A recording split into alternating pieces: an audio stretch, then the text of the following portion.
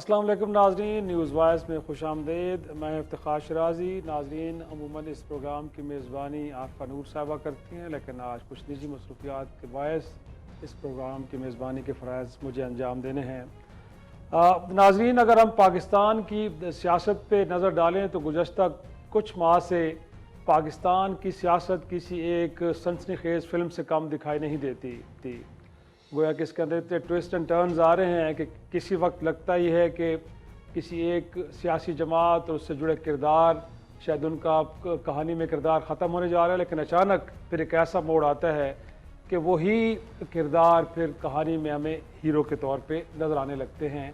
और यही कुछ इस वक्त तहरीक इंसाफ के साथ हो रहा है, बिलखुसूस 9 मई के बाद, कि जिसके बाद न सिर्फ पार्टी बल्कि उसकी क़यादत एक बड़े अजीब दौर से गुजर रही है।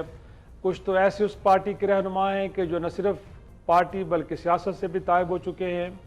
कुछ ऐसे हैं कि जो रूपोश हो गए हैं, और जो डट गए हैं वो ज़्यादातर पाबंद सलासल हैं और मुख्तलिफ़ किस्म के मुकदमात भुगत रहे हैं। और ऐसे में हमने देखा है नाजरीन कि इलेक्शन कमीशन की जानिब से इंट्रा पार्टी इलेक्शन के ऊपर एतराज़ उठा तो तहरीक इंसाफ ने नया इलेक्शन कराया, लेकिन नए चेयरमैन के इंतखाब के बाद एक दरख्वास्त आई और फिर उस दरख्वास्त को लेकर इलेक्शन कमीशन ने उस इंट्रा पार्टी इलेक्शन को कालअदम करार दे के और जो 175 पार्टियों की फहरिस्त जारी की गई उसमें तहरीक इंसाफ का कहीं फिर नामो निशान नहीं था। और कहा यह जा रहा था कि शायद अब तहरीक इंसाफ किस्सा पारीना हो चुकी है। और इस दौरान हमने देखा कि कागजात नामजदगी अगरचे जमा हुए, लेकिन सोशल मीडिया से जारी होने वाली खबरें ये बता रही थी कि तहरीक इंसाफ के बहुत से लोगों को या तो गिरफ्तार किया जा रहा है, या उनसे नॉमिनेशन पेपर छीने जा रहे हैं, या उनको डराया धमकाया जा रहा है कि उस प्रोसेस के अंदर शरीक ना हों। ऐसे में क्या हुआ कि एक दरख्वास्त गई पेशावर हाई कोर्ट में और आज उसके ऊपर एक 4 घंटे से ज़्यादा तवील समाअत हुई और उसके बाद फैसला ये आया कि इलेक्शन कमीशन ऑफ पाकिस्तान की जानिब से तहरीक इंसाफ को जो से मुतालिक जो इंट्रा पार्टी इलेक्शन से मुतालिक जो फैसला आया था तो उसको मुअत्तल किया जाता है। और कहा गया है इलेक्शन कमीशन ऑफ पाकिस्तान से कि वो फौरी तौर पर अपनी वेबसाइट के ऊपर तहरीक इंसाफ को बतौर पार्टी उनका नाम अपलोड करें, और साथ में ये कि ये जमात इलेक्शन प्रोसेस में आगे जा सकती है। और तफसीली जो इस केस की समाअत है वो सर्दियों की छुट्टियों के बाद एक बेंच पूरा करेगा। इस दौरान अदालत ने जो वहाँ पे मौजूद सरकारी वकला थे उनसे जो सवालात किए वो बड़े अहम हैं नाज़रीन, जिसमें एक तो ये है कि वो कौन सा कानून है जिसके तहत इलेक्शन कमीशन ऑफ पाकिस्तान ने किसी सियासी जमात के अंदरूनी मामलात में मुदाखलत की। गोया कि इस हवाले से भी कोई तसल्ली बख्श जवाब नहीं मिल पाया। और साथ में कुछ और सवालात भी थे जो किए गए, लेकिन बताया गया है कि वहाँ कोई मुनासिब जवाब अदालत को नहीं दिया गया, तो मजबूरन फिर ऐसे ही हुआ कि लॉ पॉइंट्स के ऊपर हाई कोर्ट को तहरीक इंसाफ को ये रिलीफ देना पड़ा। नाज़रीन, प्रोग्राम में आगे चल के कुछ हम मुस्लिम लीग नून की जो मुश्किलात हैं उनका भी जिक्र करेंगे, बिलखसूस टिकटों की तकसीम के हवाले से, और जो नए उनके इत्तेहादी हैं गोया कि इस्तेकाम पाकिस्तान पार्टी को उन्होंने अपने इस इलेक्टोरल प्रोसेस के अंदर हिस्सेदार बनाना है। ऐसे में ख़ुद बहुत सारे ऐसे मुस्लिम लीग नून के रहनुमा जो टिकटों से महरूम हो रहे हैं, और अब ये कहा जा रहा है कि जो मखसूस नशिस्तें हैं उनके हवाले से नॉमिनेशन में भी मरीम नवाज साहिबा, शहबाज शरीफ साहब और कुछ और जो ज़ुमा हैं उनके अंदर इख्तलाफात पाए जाते हैं। बड़ी मुश्किल सूरत हाल है। ऐसे में पीपल्स पार्टी की जो पहले तहरीक इंसाफ की तरह लेवल प्लेइंग फील्ड का गिला कर रही थी कि शायद उनको नहीं मिल पा रहा, लेकिन अब आसिफ जरदारी साहब की जो बॉडी लैंग्वेज है वो बड़ी ज़बरदस्त दिखाई दे रही है, और एक बार फिर वो क्लेम कर रहे हैं कि वफाक में हुकूमत वही बनाएंगे। और उनका कहना ये है कि अब मियाँ नवाज शरीफ साहब का जो अगला बयानिया है वो ये होगा कि उन्हें क्यों बुलाया गया, गोया कि उनके आने की कोई वजूहत वो जानना चाहेंगे। हमारे साथ इस वक्त ऑनरेबल पैनल मौजूद है जिनमें आज की सूरत हाल और जो मंजर आगे बनने जा रहा है उसको डिस्कस करेंगे। पाकिस्तान पीपल्स पार्टी से सीनियर रहनुमा शर्मिला फारूकी साहब ने हमें ज्वाइन किया, बहुत शुक्रिया आपका। और उनके साथ मौजूद हैं सीनियर नायब सदर तहरीक इंसाफ खैबर पख्तूनख्वा तैमूर सलीम झगड़ा साहब, बहुत शुक्रिया दोनों मेहमानों का। सबसे पहले मैं झगड़ा साहब आप ही की तरफ आऊँगा। सर, आज का फैसला इनफैक्ट लगता तो है कि पार्टी के लिए बहुत बड़ा रिलीफ है, लेकिन साथ में कुछ नाकदीन ये भी एतराज़ कर रहे हैं कि पेशावर हाई कोर्ट एक ख़ास माइंडसेट के साथ बैठा है और वो एक जमात को एक खसूसी फेवर्स दे रहा है। तो आपको लगता है सर कि इस आर्गूमेंट के अंदर भी कुछ थोड़ी बहुत जान नज़र आ रही है, क्योंकि कुछ सीरीज ऑफ फैसले ऐसे आए कि जिससे लगता है कि वाकई वहाँ आपके लिए एक सॉफ्ट क्वेश्चन है। खुदा का खौफ करे जो भी ये कह रहा है कि किसी भी अदालत का पीटीआई के लिए सॉफ्ट क्वेश्चन है। ये ड्रामे कर करके हमने जो जिसने भी पाकिस्तान को बनाना है उसने उसकी इंस्टीट्यूशंस को प्रोटेक्ट करना है। प्लूरल है, एक इंस्टीट्यूशन नहीं होती किसी भी मुल्क में। आप उस दिन देख लें सुप्रीम कोर्ट का फैसला आया, इसके बजाय कि इस पे बात हो कि इमरान खान को साल बेल क्यों में नहीं मिली जब सुप्रीम कोर्ट के इतने क्लियर कमेंट्स थे, और ऐसे बेंच के जिस बेंच के जजेस फैसले पीटीआई के अगेंस्ट दे चुके हैं उनके अगेंस्ट अटैक। मरियम औरंगजेब का तो मुझे याद है, मेरे ख्याल में पीपल्स पार्टी के लीडरान ने भी किया। पेशावर हाई कोर्ट से हमें कोई रिलीफ नहीं मिल रही। मेरे ख्याल में पेशावर हाई कोर्ट सिर्फ कानून को इंप्लीमेंट कर रहा है, और अगर एग्जीक्यूटिव जो है वो एक्चुअली इंप्लीमेंटेशन में उनकी हेल्प करती तो आप देखते कि मेरे ख्याल में ये सारी अदालतें कैसे जो है वो फैसले देती। अब कोई कैसे कह सकता है पिछले 4-5 दिन के वाकयात देख के कि पाकिस्तान तहरीक इंसाफ को कोई रिलीफ मिल रही है? भाई लोग, आम लोग जो है वो जाके अपने कागजाते नामजदगी नहीं दे सकते। आज मैं तो पूरे दिन अदालत में था, लेकिन आज आप देख लें कि प्रपोजर्स और सेकेंडर्स को पहुंचते हुए मसले हुए लाहौर में। मुझे नहीं पता फिर एंड में पहुंचे या नहीं पहुंचे। ये ड्रामा, ये सिलसिला रिपीट अरेस्ट का, आज शाह महमूद कुरैशी साहब पत्नी कितनी बार अरेस्ट हुए। तो इसमें हम कहते हैं ये हम क्यों अपने साथ मजाक कर रहे हैं? और ये कोई एक्सक्यूज नहीं है कि पहले क्या हुआ या पहले क्या नहीं हुआ। हम आज में रह रहे हैं। जो जनरेशन आज की सियासत को देख रही है उसने पहले ये चीजें नहीं देखी, जो 18, 19, 20, 21, 22 साल का है। हम पाकिस्तान से उसका इत्मीनान उठा रहे हैं, पाकिस्तान तहरीक इंसाफ नहीं उठा रही, वो उसका होप है। वो सारे लोग जो गवर्नमेंट में बैठे हैं जो ये कर रहे हैं, वो पाकिस्तान में मायूसी भी फैला रहे हैं, नफरत भी फैला रहे हैं, जबकि एक ही चीज होनी चाहिए, फ्री एंड फेयर इलेक्शंस। मुनासिब पॉइंट टेकन जी। मैं ज़रा शर्मिला साहब को भी शरीक गुफ्तगू करूँगा। शर्मिला साहब, इनफैक्ट अब इस फैसले के ऊपर अगरचे एक सियासी जमात को रिलीफ मिला है, लेकिन ये एतराज़ करना कि शायद अदालतें किसी एक जमात के लिए एक सॉफ्ट क्वेश्चन रखती हैं और उस बुनियाद पे फैसला है, आपको लगता नहीं है? और जो बुनियादी सवाल आज अदालत की जानिब से भी किया गया कि वो कानून कौन सा है, वो ज़ाब्ता कौन सा है कि जिसके नतीजे में इलेक्शन कमीशन ऑफ पाकिस्तान ने किसी सियासी जमात के मामलात, अंदरूनी मामलात को इस तरह छानबीन की, और ये भी बताया जाए कि क्या दीगर जमातों को भी इस मेरिट के ऊपर परखा गया है, जांचा गया है? तो उसका जवाब तो वहाँ पे शायद नफ़ी में था, गोया कि जवाब को दे नहीं सका सरकारी वकील। तो उसके बाद ये कहना कि शायद फेवर्स दी जा रही तहरीक इंसाफ को, लगता नहीं कि नामुनासिब बात है? और इस तरह की जो पॉलिटिकल पॉइंट स्कोरिंग हो रही है, इससे अदालतें मुतनाज़ा हो रही हैं। जी शुक्रिया शराजी साहब। देखिए, माजी में हमने ये देखा तो है कि पीटीआई के चेयरमैन एक तरीके से लाडले रहे हैं। जिस तरीके से उनको अदालतों की जानिब से रिलीफ मिलता आया है, तासुर तो अनफॉर्चुनेटली यही जा रहा था कि शायद वो ही is the blue eyed boy. और एक तरीके से अगर मैं ये कहूँ कि हाँ, जब तक अनटिल प्रूवन गिल्टी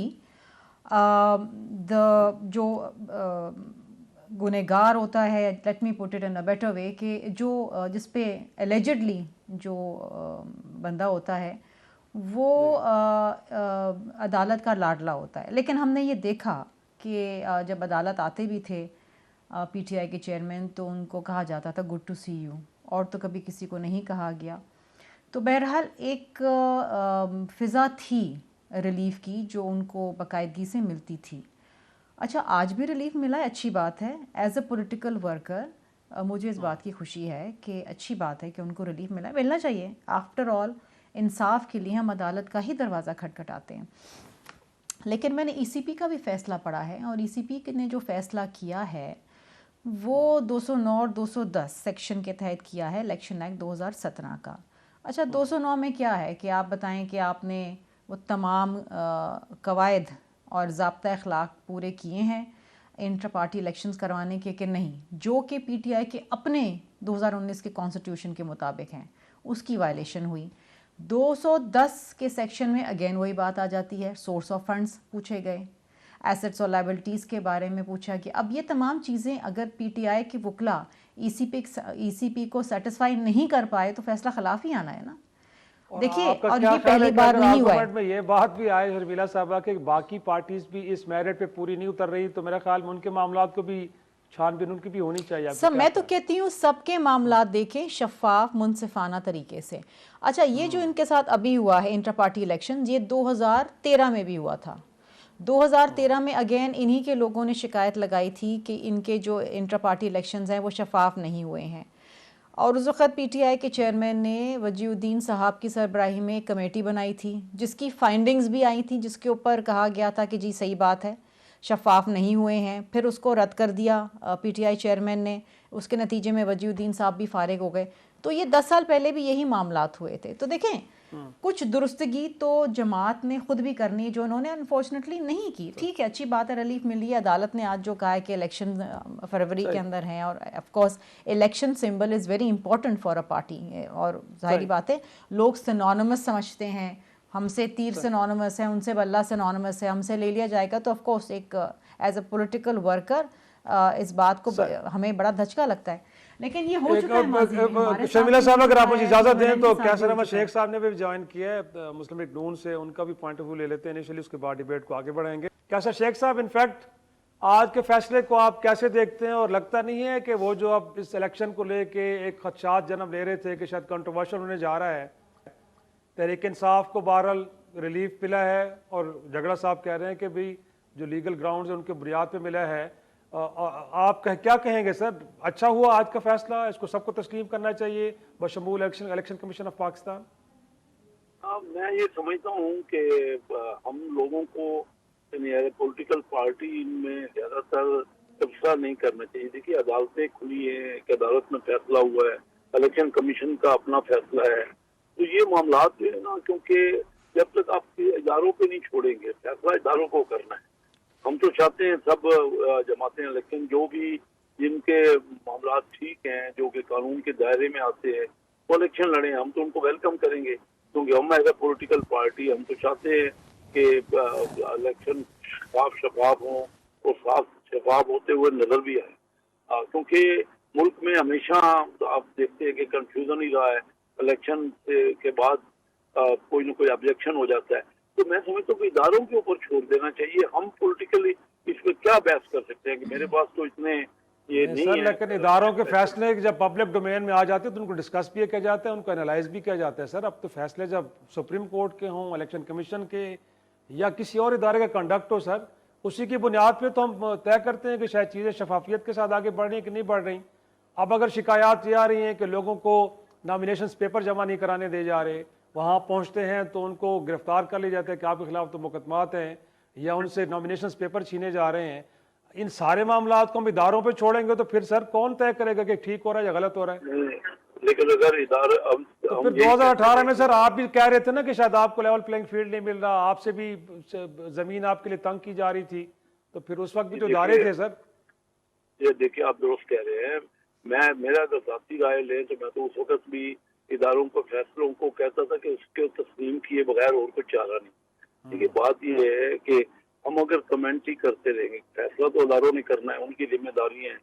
मेरा ये पहले दिन से ये रहा है, फिर कोई और मतलब हल नहीं, और आप बता दें क्या तरीका है, और कि इदारे कोई बात करें और पॉलिटिकल पार्टियां उसमें कंफ्यूजन शुरू कर दें, तो फिर हल किस तरह होगा मामलात को? हम सबको मिल बैठ के पाकिस्तान में फ्री एंड फेयर इलेक्शन कराना है। डिसीजन तो इन्होंने ही करना है ना, या अदालतें हैं या इलेक्शन कमीशन है। अगर हम उनको भी कंट्रोवर्शियल ही बनाते रहेंगे, ये जो फैसला हमारे आप समझते होंगे पीटीआई के फेवर में है, हमारे मुकाबले में वो पार्टी है, हमसे इलेक्शन लड़ रही है, मैं जाती तौर पे ये समझता हूँ कि इसमें देखेगा कि जो भी कानूनी पोजीशन है, अगर हमारे पास हम कोई करना चाहते हैं, ये कोई भी करना चाहता है, वो तो उसका राइट है। लेकिन अगर हम कमेंट ही करते रहेंगे, हर इदारे के फैसले को हम क्रिटिसाइज करेंगे, तो फिर कोई मसला आप बता दीजिए क्या तरीकाकार क्या हो? यही सिर्फ के इदारे फैसला करें, लोग क्रिटिसाइज करें, फिर क्या कंफ्यूजन नहीं बढ़ेगा तो और क्या? तैमूर साहब, इनफैक्ट कुछ जो एतराज़ात उठाए जा रहे हैं खुद आपके पार्टी के पुराने वर्कर्स जो दरख्वास्त लेके गए हैं वो भी कोई अजनबी थे किसी ज़माने में, उनको वो भी क्लेम करते हैं कि वो पार्टी के बानी अरकान में उनका शुमार होता है। सर कहीं ना कहीं अनॉमलीज तो है ना, कहीं वायलेट जो आपने खुद असूल तय कि उनको वायलेट कर रहे हैं, प्रोसेस के अंदर कोई गड़बड़ तो होती है कि इदारों को मौका मिलता है फिर इस तरह के फैसले देने में। तो आपको लगता नहीं है कि अक्रॉस द तमाम सियासी जमातों के लिए कि गड़बड़ है जिसकी बुनियाद पे दीगर इदारों को ये मौका मिलता है कि आपके अंदरूनी मामलात में भी मुदाखलत करें? वो तो तरफा है, पॉलिटिकल सिस्टम में भी गड़बड़ है, पॉलिटिशियंस की भी गलती है, लेकिन दूसरी तरफ की भी तारीखी तौर पे गलती रही है। ठीक है, ताली दो हाथ से बजती है और मेरे ख्याल में पाकिस्तान में सारे स्टेक होल्डर्स कसूरवार रहे। ये माजी को भूल जाए, किसी वक्त तो आगे बढ़ना है और आगे बढ़ने के लिए एक हीलिंग प्रोसेस चाहिए। आज तो मेरे ख्याल में ये डिबेट काफी खुशगवार माहौल में हो रही है। जो शेख साहब ने बातें की, मैं तो उनको अप्रिशिएट करता हूं। आई डोंट नो ये उनकी पार्टी लाइन है या नहीं है, ठीक है, कि शायद किसी और चैनल पे कोई और जो है वो तनकीद कर रहा हो, अगर नहीं कर रहा तो अच्छी बात है। अब हमारे पॉलिटिकल पार्टीज में लेकिन जगला साहब एक छोटा सा क्वेश्चन साथ में ऐड कर दूं कि 3.5 बरस की आपकी हुकूमत के दौरान उस वक्त की पोजीशन आपसे बारहा गुजारिश करती रही कि मिसाक मईशत करें, हाथ मिलाएं, लेकिन खान साहब तो नेशनल सिक्योरिटी के इजलासों के अंदर भी अपोजिशन के साथ बैठना नहीं चाह रहे थे। आज आप ये बात करें बड़ा अच्छा लग रहा है सर, बट प्रैक्टिकली तो आप लोगों के रवैये डिफरेंट रहे हैं सर। नहीं, ये जब हम यहाँ पे चले जाते हैं ना, तो हम आज जो हो रहा है उसकी जस्टिफिकेशन के लिए एक रास्ता ढूंढ लेते हैं। बहुत सी चीजें सही की थी, कुछ चीजें गलत की होंगी, जो गलत की होंगी उसमें शायद हम में से बहुत से लोगों ने इंटरनली आवाजें उठाई। शायद जो लोग जो है वो ज्यादा इफ यू लाइक हॉकिश थे, वो आज सपोजिटली सच और हक की साथ वाली जो किंग्स पार्टीज बन जाती हैं, उनके अंदर बैठी हुई हैं। तो फिर मसला कहां पे हुआ? मैंने जो स्टार्ट में कहा था कि मसला दो तरफा है, आगे बढ़ना है। अब जो हमारे वक्त में अगर किसी ने प्रिंसिपल पोजीशन ली, कोई काम गलत हो रहा था, उसमें हुकूमत का हाथ था या हुकूमत का हाथ नहीं था, तो मेरे ख्याल में उसकी बात में वजन तब होगा जब आज भी उसका वही स्टैंड है।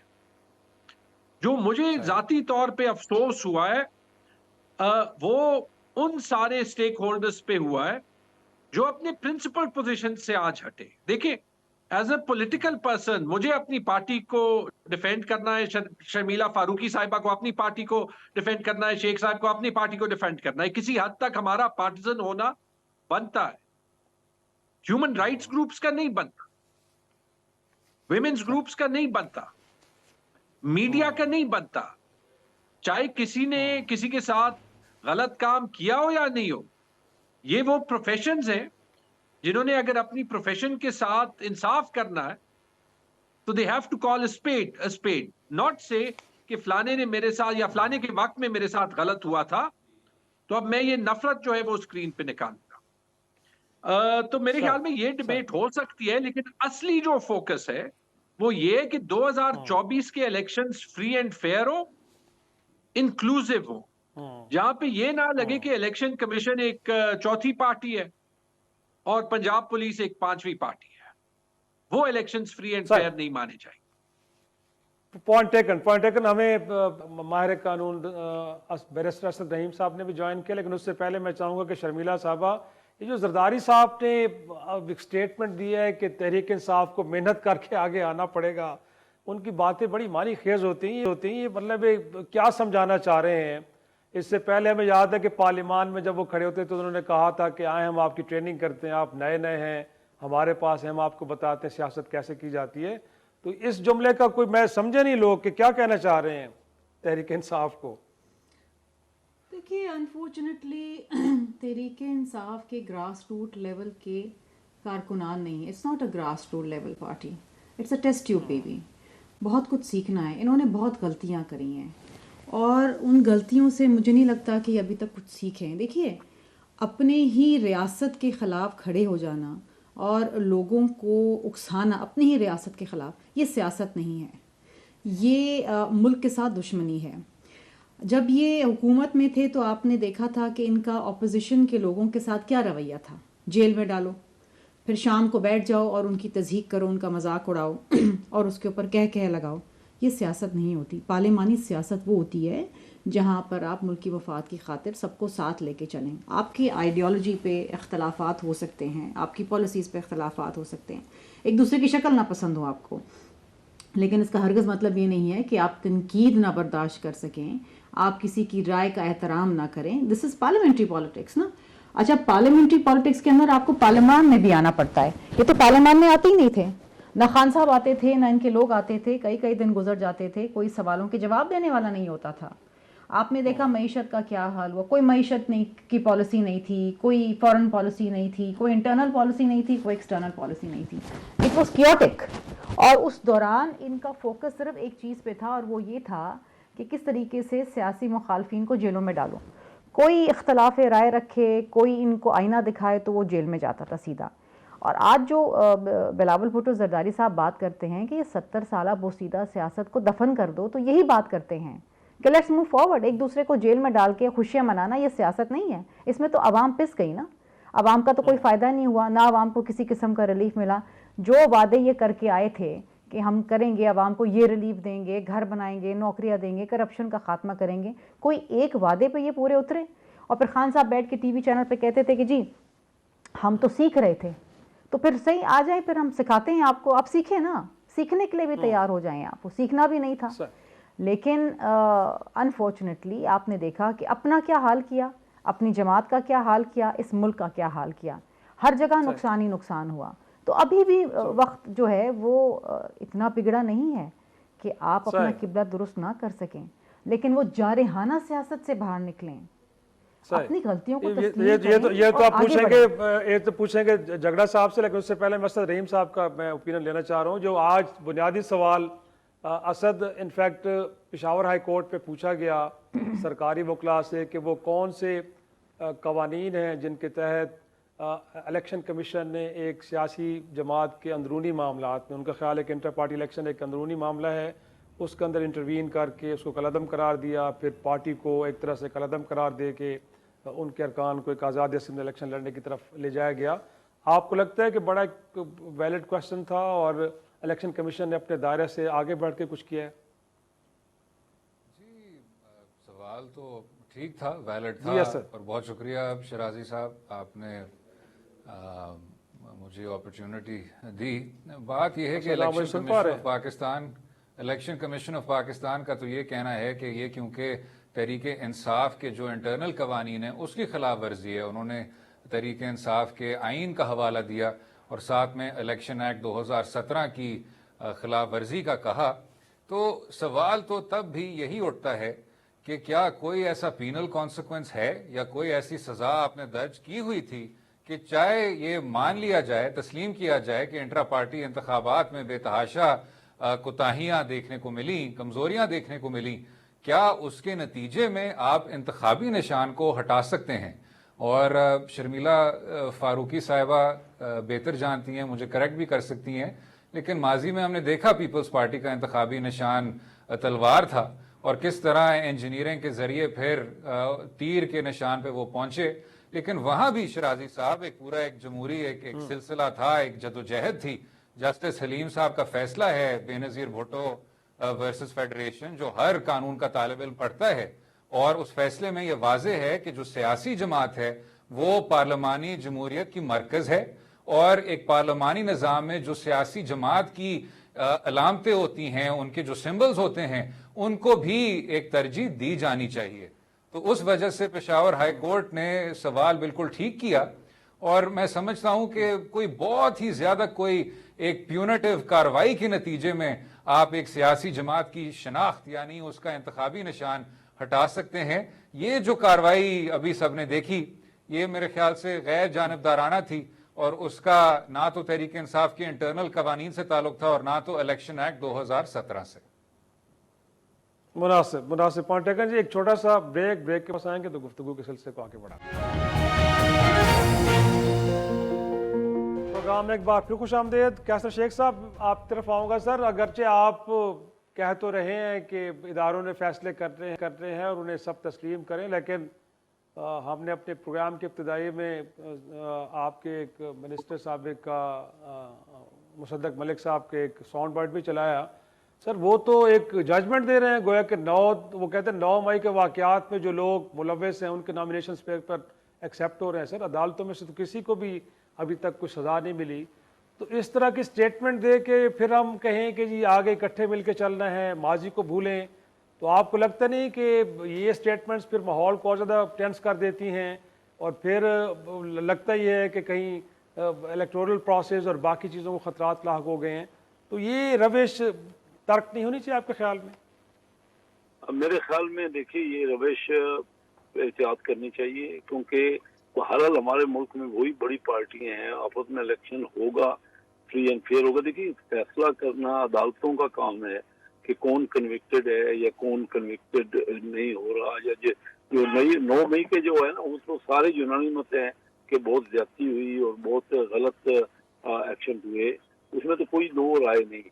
और मैं समझता हूँ खुद पीटीआई के भी जो मेंबरान हैं वो भी ज्यादातर मेजॉरिटी उनमें तस्लीम करती है कि 9 मई को बहुत ऐसा वाकयात हुए जो कि बिल्कुल नहीं होने चाहिए, इससे हम सबको बहुत तकलीफ हुई है। लेकिन उसके बावजूद अगर देखिए ना, अगर फैसले हो रहे हैं किसी भी अदारे के तो हमारे पास ये मौजूद होता है कि हम और कोई हायर फोरम पे जाके उनके बारे में अपील करें या जाके कोई तनकीद के वहाँ जाके कोई अपने आप को रिप्रेजेंट करें कि भाई ये फैसले इस तरह नहीं होने चाहिए, उस तरह होने चाहिए। लेकिन अगर आप बिल्कुल किसी अदालत किसी इदारे के फैसलों को हम लोग तस्लीम ही नहीं करेंगे, चाहे हमारे फेवर में हो या अगेंस्ट हो, तो फिर मुल्क में किस तरह ये टसल खत्म नहीं होगी। और मैं समझता हूँ सबसे इम्पोर्टेंट बात ये है कि हम टसल खत्म करके मुल्क की इकानमी का, लोगों की बेहतरी की तरफ तवज्जो दी।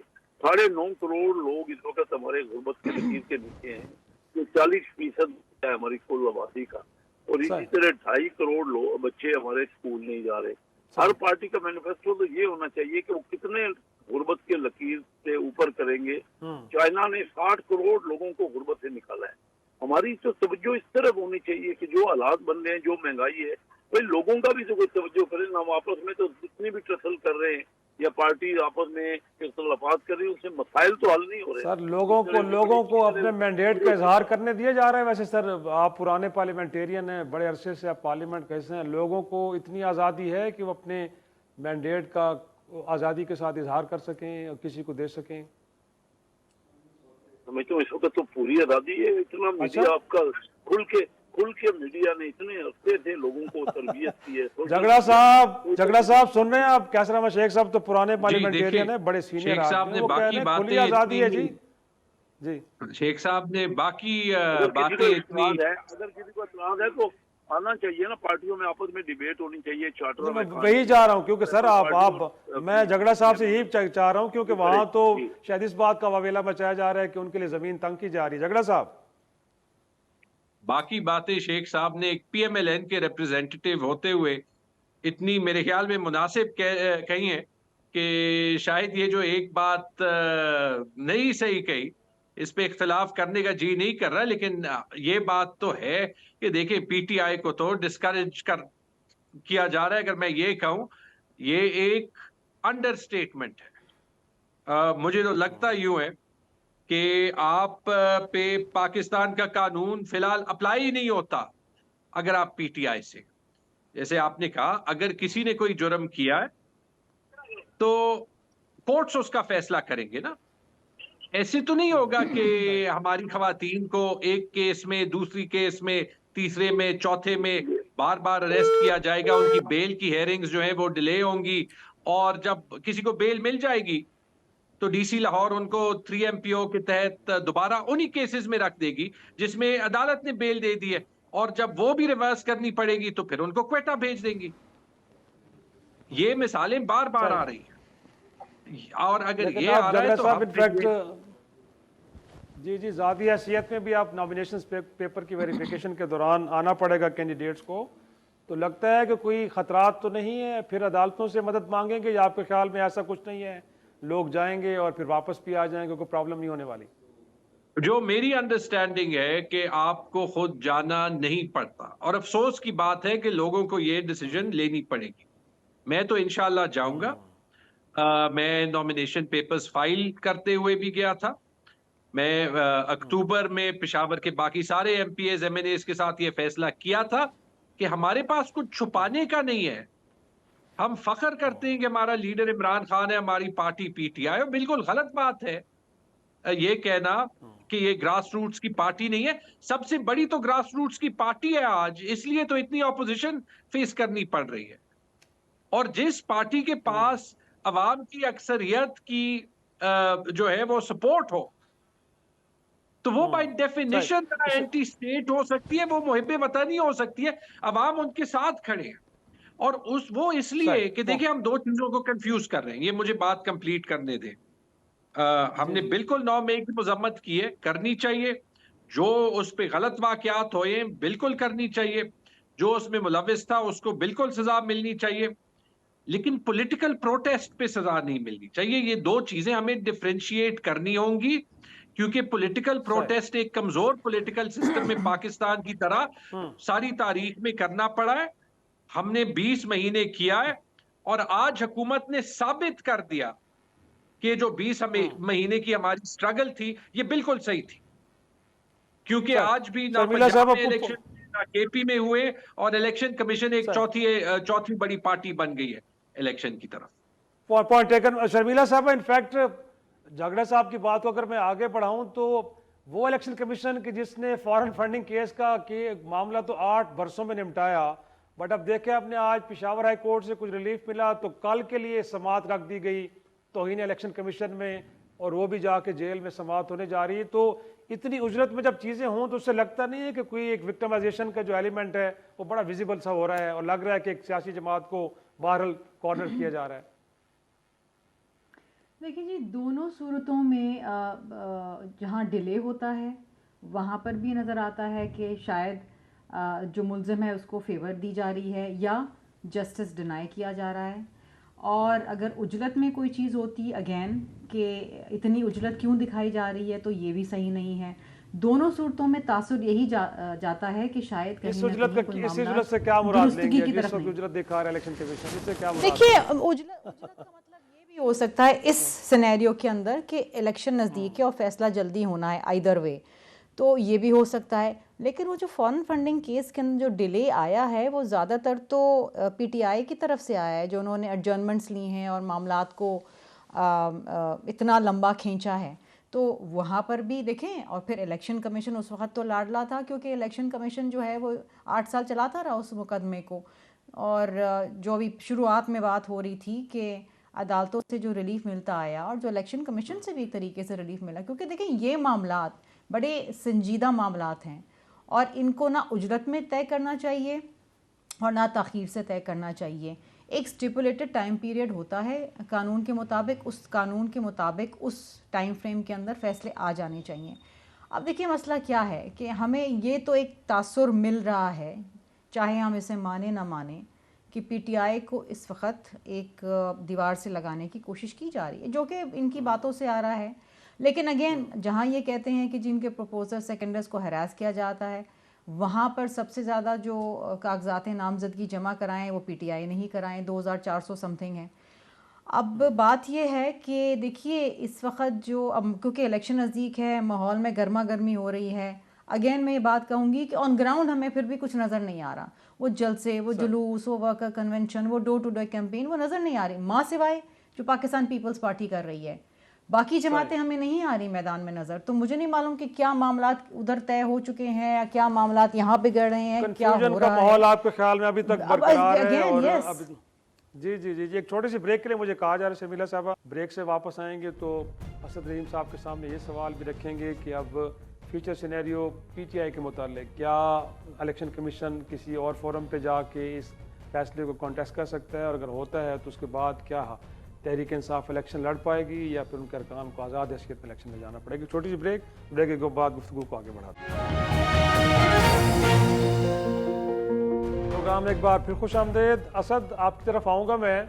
कुछ हमें आप समझाइएगा कि आप ये इंट्रा पार्टी इलेक्शन का मामला सेटल हो गया जो पीटीआई का है, या आपको लगता है कि इलेक्शन कमीशन किसी सुप्रीम कोर्ट के फोरम पे जाकर उसको कंटेस्ट भी कर सकता है?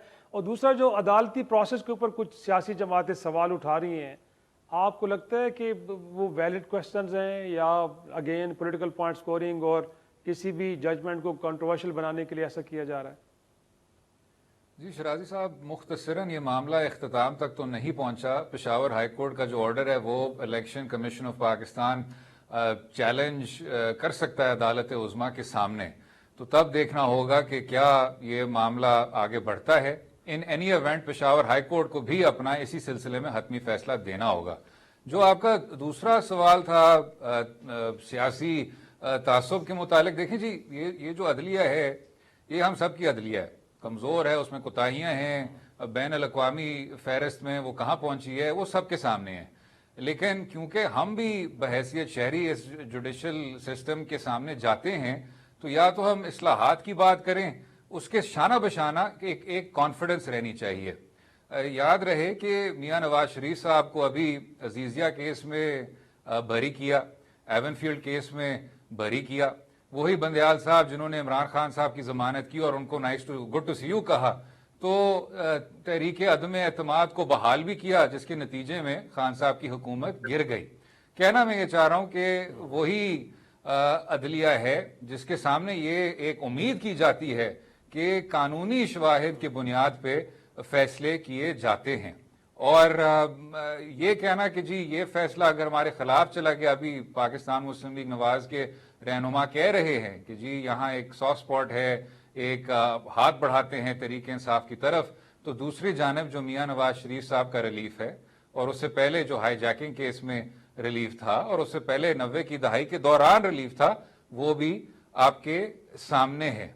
तो माना कि तहरीक इंसाफ को भी रिलीफ मिल रहा है, और मेरे ख्याल से अगर किसी का गिला बनता है तो पीपल्स पार्टी का गिला बनता है, क्योंकि अगर 3 सिंधी वज़रा आज़म के, सिंध से ताल्लुक रखने वाले वज़रा आज़म की असेंबलियों को बहाल नहीं किया गया और मियां साहब की असेंबली को बहाल किया गया, वो जो एक तारीखी गलतियां हैं वो भी हमारे सामने हैं।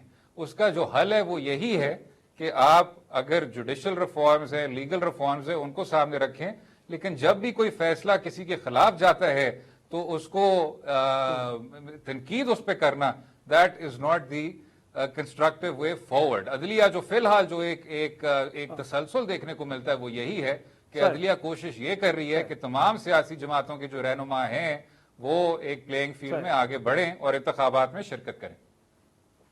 मुनासिब, ये जो आगे बढ़ने की बात झगड़ा साहब की गई है, अब तो तहरीक इंसाफ ने भी अपने माजी से कुछ सबक सीखे हैं कि वे फॉरवर्ड अगर करना, कुछ सूरत हाल को यकीनी बनाना है तो उसमें कलेक्टिव एफर्ट के साथ सारे मिल के चलें और बाकियों को एंगेज किया जाए। वो ये सोच पाई जा रही है अब तहरीक इंसाफ में? सर यार, माजी से हर कोई हर वक्त सबक सीखता है या हर वक्त सबक सीखना चाहिए। परफेक्शन तो किसी में नहीं होती ना, ठीक है? तो ये तो it goes without a doubt. आप मैं जरा स्टेप बैक करूंगा, जरा आज की सिचुएशन को देखते हैं। वो इलेक्शन कमीशन जो 90 दिन में इलेक्शन नहीं कर सकी नेशनल, जो 300 साढ़े 300 दिन में पंजाब और केपी के इलेक्शंस नहीं कर सकी, जो 500 दिन में नेशनल असेंबली के बाय इलेक्शंस नहीं कर सकी और ये नहीं डिसाइड कर सकी कि कौन सा नेशनल असेंबली मेंबर ने रिजाइन किया है, रिजाइन नहीं किया, वो पाकिस्तान तहरीक इंसाफ के आइन के नुक्ते उठा रहा है और कह रहा है कि क्या सही है और क्या सही नहीं है। चीफ इलेक्शन कमिश्नर या इलेक्शन कमीशन इस्लामाबाद में खामोश है।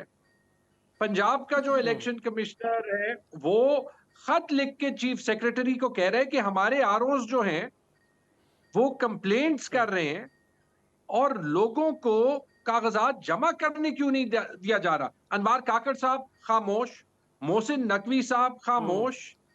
मतलब ये हम साइकोलॉजिकली इतना कुछ एक्सेप्ट कर गए हैं।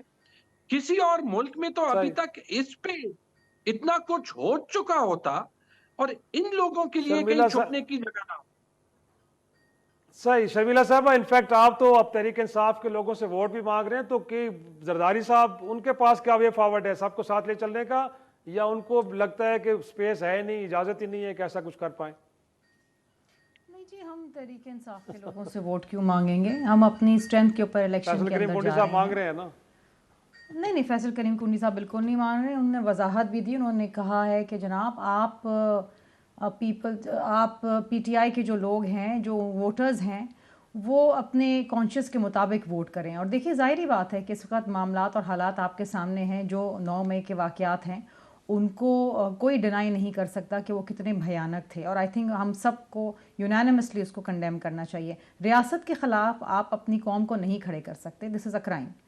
जहाँ तक बात है पाकिस्तान पीपल्स पार्टी की, तो पाकिस्तान पीपल्स पार्टी अपनी स्ट्रेंथ से इलेक्शंस में जा रही है और इंशाल्लाह ताला हमें किसी किस्म की कोई बेसाखियों की ज़रूरत नहीं है, किसी किस्म की कोई सिलेक्शन की ज़रूरत नहीं है। हम आवाम में जा रहे हैं और हम वाहिद जमात हैं जो आवाम के अंदर जा रहे हैं और आवाम ही हमें पज़ीराई देगी। बहुत शुक्रिया तमाम नाज़रीन, आज का शो यही ख़त्म करते हैं। इजाज़त दीजिए, खुदा हाफ़िज़।